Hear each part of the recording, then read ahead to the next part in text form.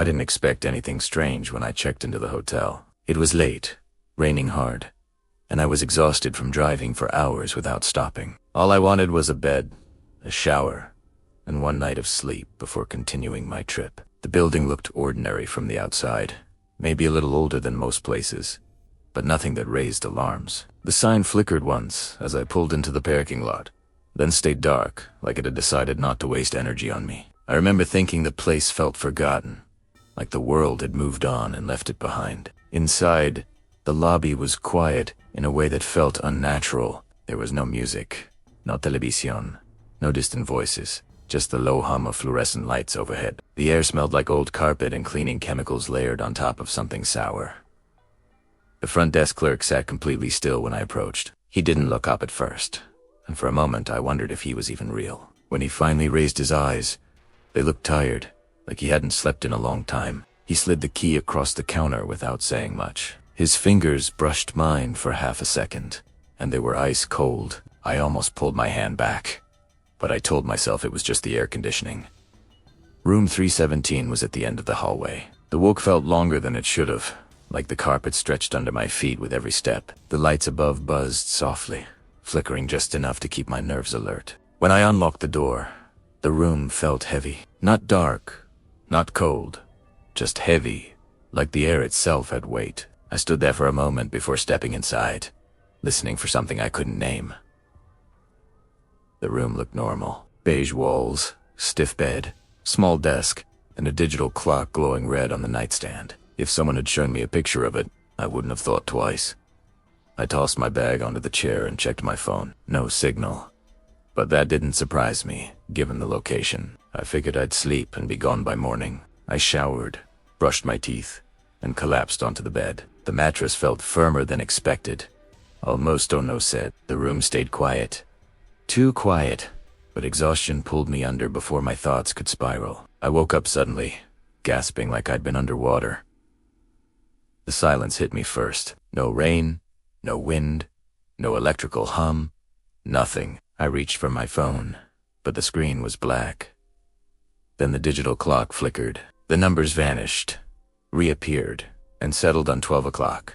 My heart started racing for no clear reason. I sat up and scanned the room, trying to understand what woke me. Everything looked reset. The bed was perfectly made beneath me, smooth and untouched. My bag was back by the door, zipped, exactly where it had been when I first arrived. Even my shoes were neatly aligned, like someone had taken the time to straighten them. I checked my phone again. The battery was at 100%, even though it had been nearly dead before I slept. I whispered to myself, trying to ground the moment, but my voice sounded wrong, like it didn't belong in the room. I told myself I must have sleepwalked. It was the only explanation that didn't make my stomach drop. I lay back down and forced my eyes closed, waiting for morning. When sunlight finally pushed through the curtains, relief washed over me. The clock read 7:14 a.m. The room felt normal again, but something wasn't right. There was a sharp sting in my palm. I looked down and saw a thin cut across my hand, red and fresh. I didn't remember getting it, and that scared me more than the reset ever could. I tried to leave the room immediately. The door opened to Sally, and the hallway looked the same as before. That almost made me feel worse. Downstairs, the lobby was empty. The desk clerk was gone, but the computer screen was still glowing. I waited a few minutes, then left the building without seeing anyone. During the day, I convinced myself it was stress lack of sleep, a bad dream layered over reality. I decided to stay one more night, just to prove nothing strange would happen again. That decision still feels heavy when I think about it, like the room was waiting to see if I would choose wrong. That night, I didn't sleep right away. I sat on the edge of the bed watching the clock, counting seconds as they crawled forward. My chest felt tight, like my body knew something my mind refused to accept. At 2:59, the air grew colder. My ears popped like pressure was changing. The clock clicked softly as it rolled over. Everything went dark. The lights snapped back on instantly. The clock reset to 12 o'clock.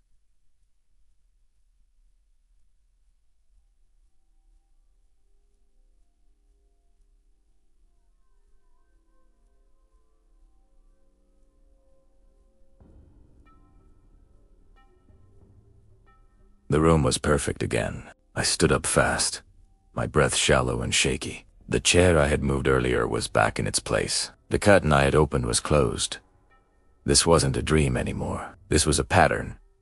Before I go any further, if you enjoy slow, unsettling stories that pull you in and don't let go, take a moment to like and subscribe to Unblinking. These stories work best when you stay with them. And trust me, this one is just getting started. I started testing the room. I tore a page from the notepad and wrote the time on it. I threw it on the floor and crushed a water bottle beside it. At 3 a.m., everything returned. The paper was intact. The bottle was full. The writing was gone. But my fear stayed. My exhaustion stayed. And the cut of my hand stayed. I realized something important in that moment. The room wasn't resetting me. It was resetting around me. I sat on the bed, staring at the walls, feeling smaller than I ever had. The room felt closer now, like it was paying attention. That was the first night I understood the truth. I wasn't staying in the hotel anymore. The hotel was studying me. When you're ready, say okay, and I'll deliver the second 500-word continuation, smoother and darker, with escalation and deeper psychological fear. Okay, I didn't leave the hotel the next morning. I told myself I was staying to understand it. But deep down, I think I stayed because part of me wanted to know how far it would go. Curiosity can feel a lot like courage until it traps you somewhere you can't escape. Daylight made the room seem harmless again. Sunlight flattened the shadows, and the walls stopped feeling so close. I almost laughed at myself for being scared of a bad night and an overactive imagination. Still, I noticed things I hadn't before. The window didn't open, not even an inch. The emergency exit map on the door showed hallways that didn't match what I remembered walking through. I tried the elevator around noon. It worked perfectly, taking me down to the lobby and back up again without any delay. For a moment, hope crept back in. But when I stepped off on my floor, the hallway felt different. The lights were dimmer, and the air was colder. Like nighttime had arrived early just for me. I walked faster, suddenly eager to be back inside the room I didn't trust. That afternoon, I wrote everything down. Times, sensations, what changed and what didn't. I needed proof that this was happening, even if no one else ever saw it. As evening came, my anxiety returned. My body felt tense, like it was preparing for something painful. I kept glancing at the clock, watching the numbers crawl closer to 3 o'clock. I tried leaving again just before midnight. The hallway stretched unnaturally as I walked, each step feeling heavier than the last. When I turned around, my room door was right behind me, like I had never moved. That's when panic truly set in. My breathing became shallow, my hands shaking uncontrollably. The hotel wasn't just resetting the room, it was bending space around it. I locked the door and backed away, my heart pounding in my ears. The walls creaked softly, like they were settling into a more comfortable position. I realized then that the room didn't want me wandering. At 2:58, the air pressure changed again. My skin prickled, and my stomach twisted into knots. I stood in the center of the room, watching the clock. At 3 o'clock, darkness swallowed everything. When the lights returned, the room was perfect again, but something new waited for me. Words had appeared faintly on the wall near the bed. They were scratched shallowly, like someone had written them with a fingernail. The message was simple and terrifying. You stayed. I stumbled back, my legs nearly giving out. My chest felt tight, like Brometta could in a tea pull in enough air. The room had acknowledged me. I tried wiping the words away. My fingers passed over smooth paint, but the message stayed visible at the corner of my vision. It only existed when I wasn't looking straight at it. That night, I didn't sleep at all. I sat with my back against the wall, watching the room breathe. Yes, breathe, because the walls seemed to expand and contract ever so slightly, like lungs. The next morning, the message was gone. The wall looked untouched. For a moment, I wondered if I had imagined it. Then I noticed my notebook. A new line had been added beneath my writing. The handwriting wasn't mine. You noticed. My hands went numb as I stared at the page. I hadn't written that. I was sure of it. I tried calling for help. My phone showed full signal bars now, but every call failed instantly. Text messages disappeared the moment I hit send. I went to the lobby again, desperate to find anyone. The desk clerk was back, sitting exactly as before. When I asked him about the room, he finally spoke. His voice was flat and distant. He said, "Some rooms don't forget." I asked him what that meant. He looked at me for a long time before answering. "They remember who stays," he said quietly, "and who doesn't." I turned away from the desk, my heart racing. When I looked back, the clerk was gone again. The lobby lights flickered like they were struggling to stay on. That night, the room changed faster. The temperature dropped sharply after midnight. The silence pressed against my ears, until I thought they might pop. I spoke to the room again. I asked it what it wanted. My words felt small and weak as they left my mouth. The walls creaked in response.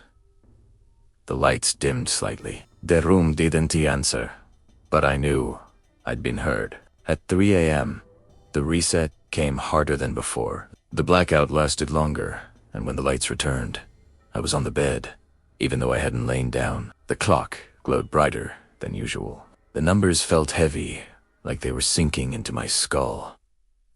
My body ached as if I had run 4 miles. I noticed something else then. The mirror above the desk looked wrong. My reflection stared back at me, but its eyes were tired in a way mine weren't before. The face looked like mine, but older, more worn, like it had been trapped longer than I had.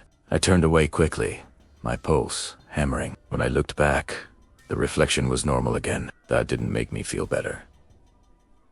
I started to understand the pattern. The room reset the physical world, but it carried something forward each time. A detail, a memory, a piece of me. The realization made my chest feel hollow.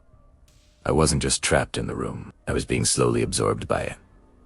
Before dawn, I whispered a promise to myself. I told myself I would leave, no matter what it took. I didn't know how yet, but I knew I couldn't stay much longer, because the room wasn't just watching anymore. It was learning. When you're ready, tell me and I'll continue with the third 1,500 words section, where the room begins actively changing the narrator and the psychological horror escalates sharply. Okay, the next day felt shorter, like time itself was tightening around me. Morning and afternoon blurred together, and I struggled to remember what I had done just hours earlier. It was as if the room had started editing my memory, keeping only what it found useful. I tried grounding myself in routine. I showered, paced, counted steps, repeated my name out loud just to hear it. Each action felt fragile, like it could slip away if I didn't hold on to it tightly enough. The mirror bothered me more than anything.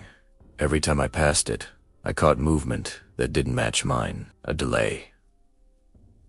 A blink that came too late. That afternoon, I covered the mirror with a towel. I didn't want to see myself changing anymore. The fabric stayed in place all day, no matter how many times I checked. When night came, the familiar pressure returned. The air thickened, and the silence wrapped itself around the room like a blanket pulled too tight. My body knew what was coming before my mind did. I sat on the floor this time, back against the bed, eyes locked on the clock. My hands trembled as the numbers crept closer.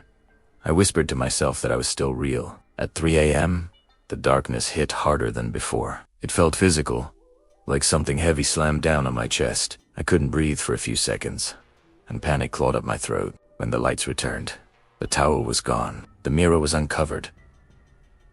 I didn't approach it right away. I stayed where I was, staring from across the room. The reflection stood still, even though I was breathing hard.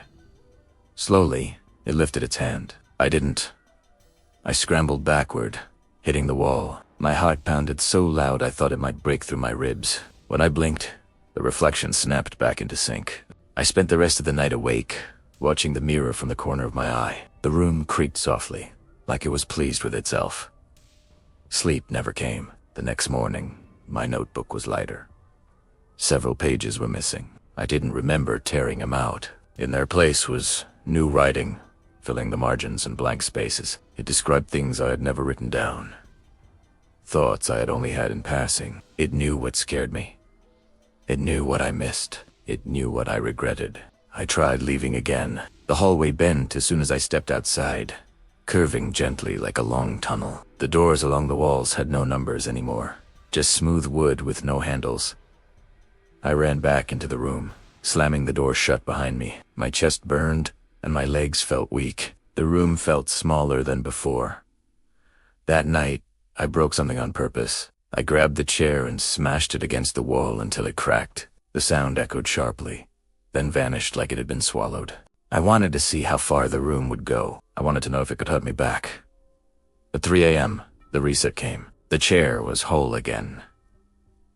The wall was smooth. My hands were bleeding.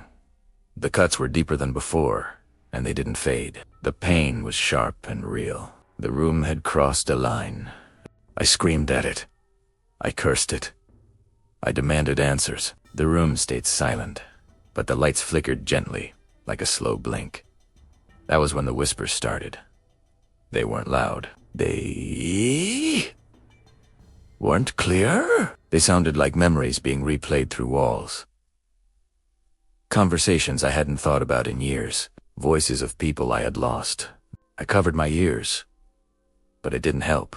The sound wasn't coming from outside. It was coming from inside the room, and inside me. I realized something terrifying in that moment. The room wasn't just learning about me anymore. It was practicing being me.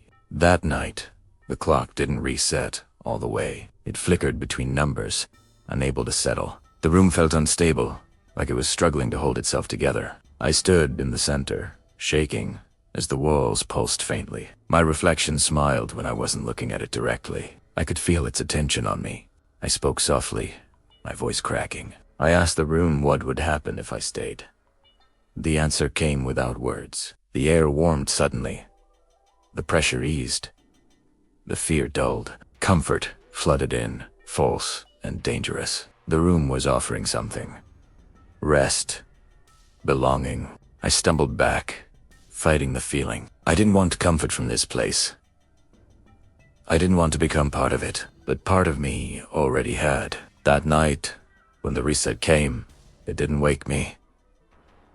I dreamed instead. I dreamed of the room empty, clean, waiting.